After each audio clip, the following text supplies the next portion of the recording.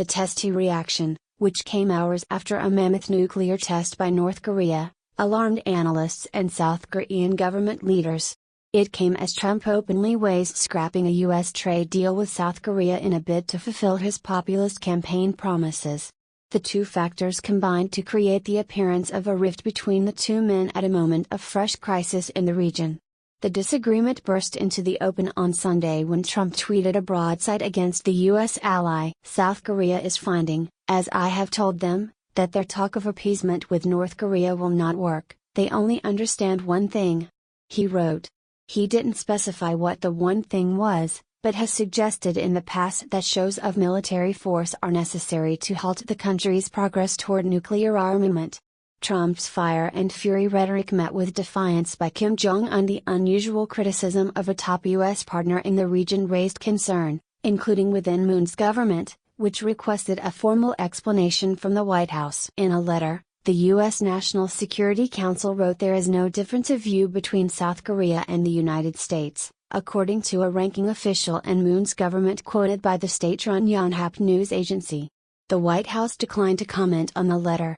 In their phone call, Trump and Moon agreed to lift restrictions on the payload weight of South Korea's ballistic missiles, according to a South Korean presidential spokesman. South Korea was previously restricted to payload weights of up to 1,100 pounds under a 2012 agreement. The official reassurances, however, have done little to dampen the view that Trump and Moon are on the outs. Though most analysts and diplomats have grown accustomed to Trump's combative manner, even with his supposed allies, the recent bombast has done little to comfort an anxious region.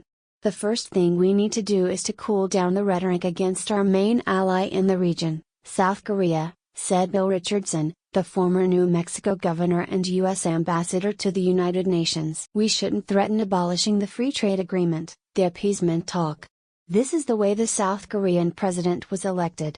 He wanted a dialogue with North Korea, tried to stamp out corruption, so this is his own internal politics. I think we have to stand behind South Korea. Moon took office in May, replacing impeached President Park Geun-hye. Since then, he's found himself wedged between increasingly bellicose rhetoric from both Washington and Pyongyang. In August, he issued a forceful statement rebuking Trump's threats of fire and fury against North Korea, saying that any military actions on the Korean peninsula must be made in consultation and with agreement from Seoul. He's raised the notion of military talks between North and South as a way to possibly ease the growing strain. While Trump has repeatedly said that all options are being considered for North Korea, he seemed to rule out talks in a tweet last week. Talking is not the answer, he wrote. Later, top U.S. military and diplomatic officials insisted that negotiations had not been taken off the table in dealing with North Korea. Moon last spoke with Trump on Friday, but their conversation centered on the trade issue, according to a senior administration official.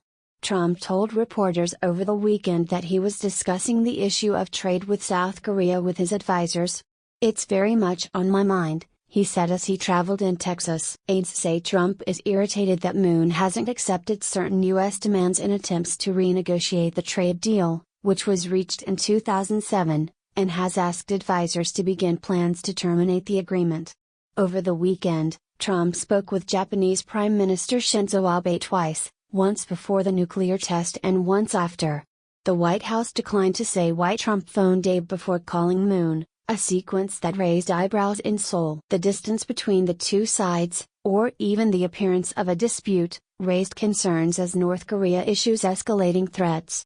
I'm sure that Pyongyang enjoys seeing us fight with our own ally in the region, said Representative Adam Schiff, the leading Democrat on the House Intelligence Committee, on Sunday's CNN State of the Union. I'm not sure what the president's point is, particularly today, at a time when South Korea is feeling very threatened, as indeed we are to be lashing out at South Korea and saying that they're making a mistake or they're doing things wrong, Schiff said. What do you think about this news? Scroll down and comment. Thanks for watching. Please subscribe. Goodbye and see you again.